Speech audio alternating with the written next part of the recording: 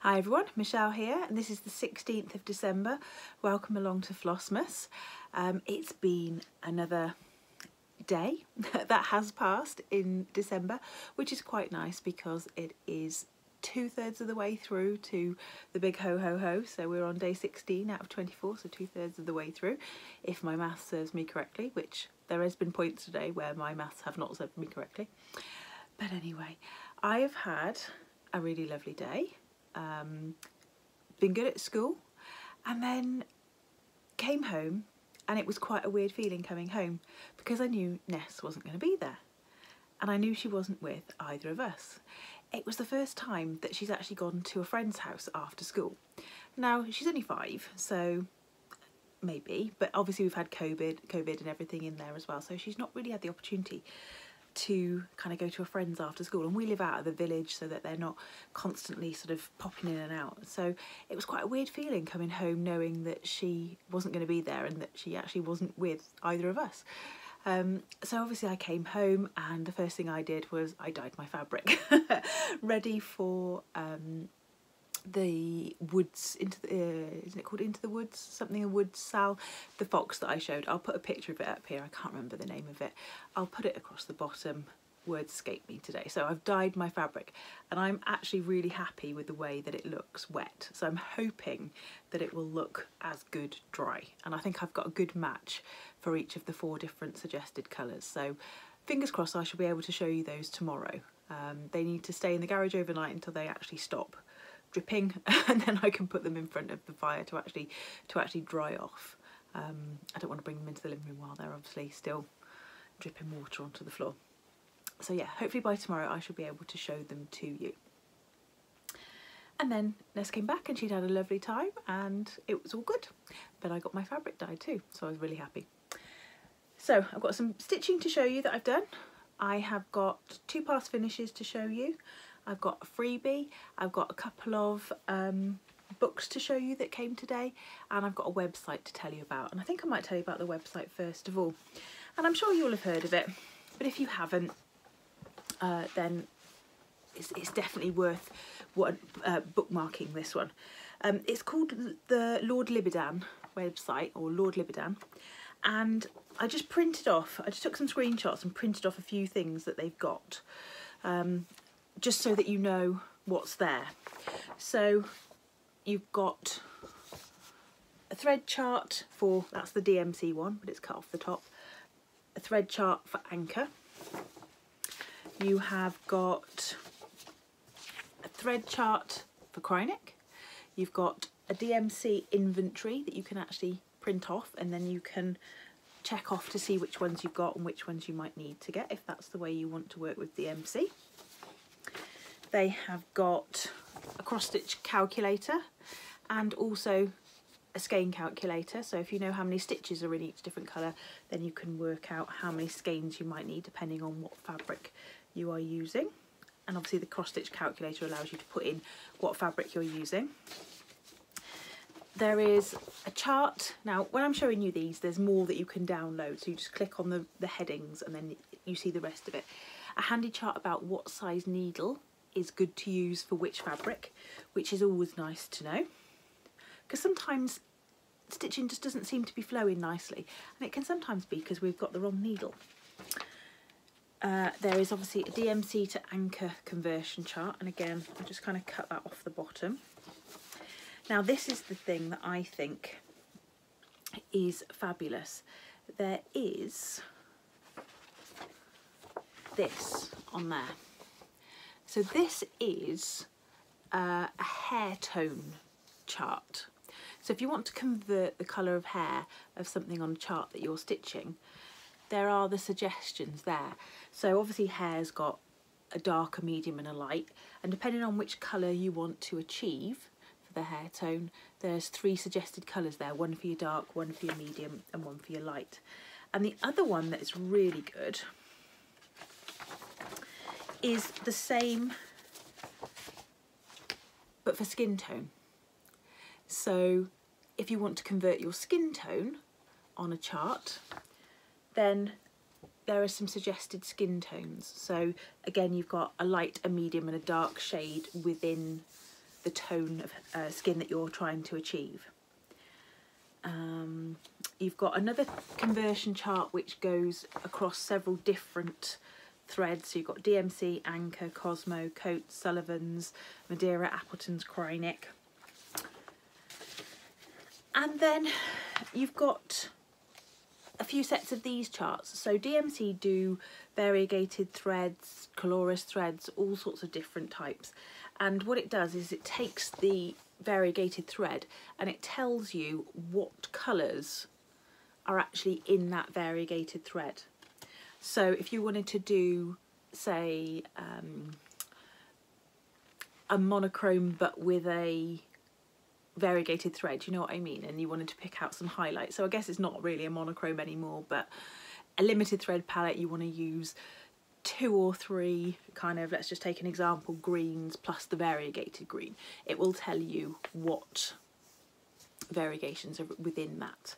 Or if you've got a solid colour in a chart, a block of solid colour in a chart, and you want to break it up a little bit and have it a little bit more variegated, then it tells you again what might be a suitable colour. The other thing that's on there is, I think it's 52 different cross-stitch alphabets are on there, all charted out by size. So if you need, you need a font that's 5 stitches high, there'll be several to choose from. If you know you need one that's 10 stitches high, there'll be several to choose from there. So it's definitely worth, if you haven't been on there before, bookmark the site, because you will be wanting to go back to there lots and lots of times, I can guarantee it. So yeah, Lord Libidan. Obviously I'll put the link down below. Stitching. After I filmed last night, we got watching a film, the name of which I can't remember now. Oh, I know what it was. Chris started watching John Wick and I started watching FlossMas. So we ended up staying a bit later than normal, and so I got a little bit more done on this. I got another big capital letter in, another one at the top there started, finished off that little stocking, and tonight actually the colour of the fabric is looking good. This is my daily, does it look good? Does the white look good? And then I also took this one to school today. Prairie Schooler, look at how trash this has got. And I'd been working on the owl, and so I did a little bit of work on the owl at school, and then when I came home after I've done my dyeing, I didn't want to work on white because I've kind of dyed my hands a little bit, almost like a perfect rigor mortis colour. I always think, oh, I'm going to be quick, I won't dye my hands, and then I look at them and I go, oh, I've dyed my hands. I just should put gloves on, but I don't. So I didn't want to work on white thread, so I did move up into the next block. Let's just fold this a little bit there. I did move up into the next block and put in some of the houses and the trees. So that's the bit I got at school today, just at lunchtime. And then this one is the start of the houses that's going to have the big dove and peace up there as well. So that's coming along nicely.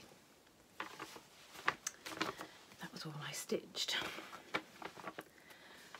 Okay, so pass finishes. I've got 2 pass finishes to show, one of which is probably my favourite finish of the year.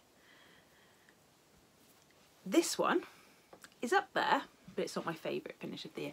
This is the Ouija Board Sal from Tiny Modernist. Now, it was a stitch along probably 2 years ago maybe, and I only got around to finishing it this time. So this is stitched on 32 count Elixir by XG Designs, and I used black, a white and a grey, which I would say is chalkboard. It's either chalkboard or blackboard, whichever's the grey one. Not the blue black chalkboard, not the blue black blackboard, which is the Gentle Art. It could be the grey blackboard, which would be Weeks. And so there's that there. I didn't do the glow in the dark thread. I life's too short for the glow in the dark thread. But I did enjoy stitching that. Once I got into it, I really did enjoy stitching that. Or finishing it off, should I say. Just put it back in the pile over there. And then this one, you just give it a little fettle because it's been sat. So this is Quaker Samplings number 3 by With Thy Needle, Ellen Chester. And I stitched it in a sulky thread, whoop, bit of a wobble on a 36 count piece of fabric, which is either platinum or cream. I'm not entirely sure. It was marked up as platinum, but I think it was actually cream. And I just made it into a massive drum. It's like the size of a biscuit barrel. Just pat it flat. It settles out after a while. Just give it a bit of a pat. And so it literally is the size of a Stilton. It's the size of a Stilton. And it needs rolling actually. In order to stop it having a metric ton of filling inside it, I bought 2 of those polystyrene cake blanks, you know, that you can use for either practicing icing or making an extra tier on a cake. And I used those to actually fill the bulk of it. So I put the 2 cake blanks in, which take it up to about there, I think, and there's walnut shells around the outside, hence why they've shifted a little bit, and then filled the rest of it, and then just did a very flat top. I didn't want to do a domed top to it, and it usually just sits over there somewhere. But yeah, this is probably my favourite finish for this year, and I really enjoyed stitching it as well. Once I decided that I was going to do it properly monochrome rather than mess around with the little acorns being a different colour, I finished it up quite quickly, and it's so tactile and it's so lovely. So yeah, that is Quaker Samplings number 3 by With Thy Needle. Okay, freebie. I found another great website for freebies, and it's called Gazette 94, and they have lots and lots of freebies on there. So I've printed out, it is actually a Christmas one because I fell in love with it and I really want to make a stand-up of it. You have to forgive me because my printer has done it back to back, but there's that Father Christmas and there's his legs. So I think it does come with a colour guide, but really you've only got a dark green, a light green, a red, a white and a brown. That's it. So you can pick whatever you like. And then he has got a snowman friend to match. So how cool would those 2 be as stand-ups? They would be really fab, wouldn't they? So I'll put the link for Gazette 94 down the bottom. Now, I said I bought a couple of books as well, so I bought my books up to show you. So I don't know if you remember, a couple of floss tubes ago, I said quite categorically that I didn't need another hobby, and that although I liked the look of wool applique, that, yeah, I didn't need another hobby.